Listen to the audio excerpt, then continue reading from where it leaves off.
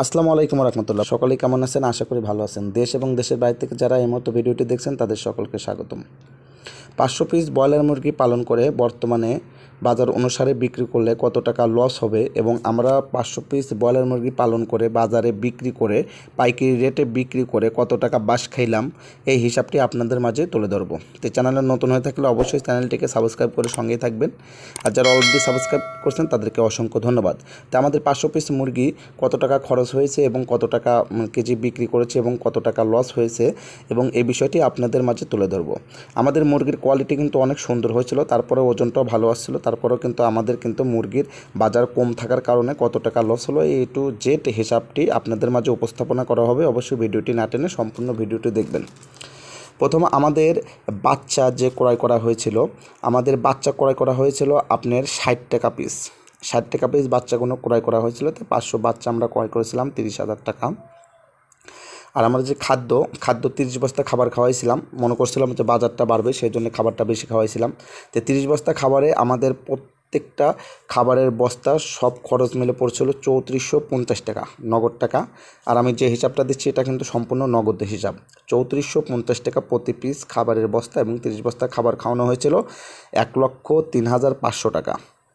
আর বাচ্চা ক্রয় করা হয়েছিল 60 টাকা পিস 30,000 টাকা। এছাড়া আমাদের ঔষধ, লিটার, কারেন্ট বিল এবং অন্যান্য ছোটোখাটো যে গাড়ি ভাড়া বিভিন্ন কিছু লাগে, এই সব মিলে আমাদের আনুমানিক 12,000 টাকা খরচ হয়েছিল। ঔষধ, কারেন্ট, লিটার এবং গাড়ি ভাড়া সহকারে 12,000 টাকা খরচ হয়েছিল। তাহলে আমাদের সব মিলে খরচ হয়েছিল 1,45,500 টাকা। এখানে বাচ্চা, খাদ্য, লিটার, কারেন্ট বিল, ঔষধ এবং অন্যান্য খরচ মিলে 1,45,500 টাকা আমাদের মোট খরচ হয়েছিল। মানে এই 500 পিস মুরগি পালনের ক্ষেত্রে 30 দিনের বেশি লাগছে, 30 দিনে 1,45,500 টাকা আমাদের মোট খরচ হয়েছে। এখন এর মধ্যে আমাদের মুরগির ওজনটা কত আছে এবং কত টাকা কেজি বিক্রি করছে এটা আপনাদেরকে বলি। আমাদের এর মধ্যে মুরগি মারা গেছে 15 পিস মুরগি মারা গেছে। 485 পিস মুরগি টেকছিল। এর মধ্যে আমাদের মুরগির গড় ওজন আসছিল 2 কেজি 200 গড় ওজন আসছিল। আর মোট মুরগির ওজন আসছিল 1067 কেজি।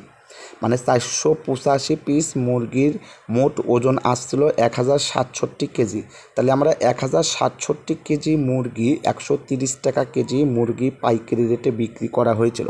130 টাকা কেজি মুরগি পাইকারি রেটে বিক্রি করে 1,38,710 টাকা বিক্রি করা হয়েছিল। 1067 কেজি মুরগি 130 টাকা কেজি দরে পাইকারি রেটে 1,38,710 টাকা আমাদের মুরগি বিক্রয় করা হয়েছে। এটা হলো মোট মুরগি, 485 পিস মুরগি। আর আমাদের খরচ হয়েছিল 1,45,500 টাকা। আর এর মধ্যে 1,45,500 টাকার মধ্যে 1,38,710 টাকা যদি আমরা মাইনাস করি অর্থাৎ বাদ দেই, তাহলে আমাদের 6,790 টাকা, অর্থাৎ 6,790 টাকা বাস।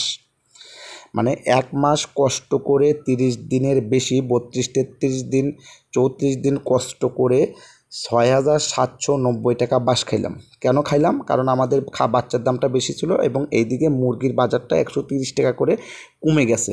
এই যে কারণে মুরগির কিন্তু ওজন ভালো আসছে, কিন্তু মুরগির দাম না থাকার কারণে আমরা 6,790 টাকা কিন্তু আমাদের লস হলো। শুধু আমাদের এখানে কিন্তু শ্রমিক বিল কিন্তু নাই, কারণ আমরা নিজেই শ্রমিক, এজন্য শ্রমিক বিল নাই।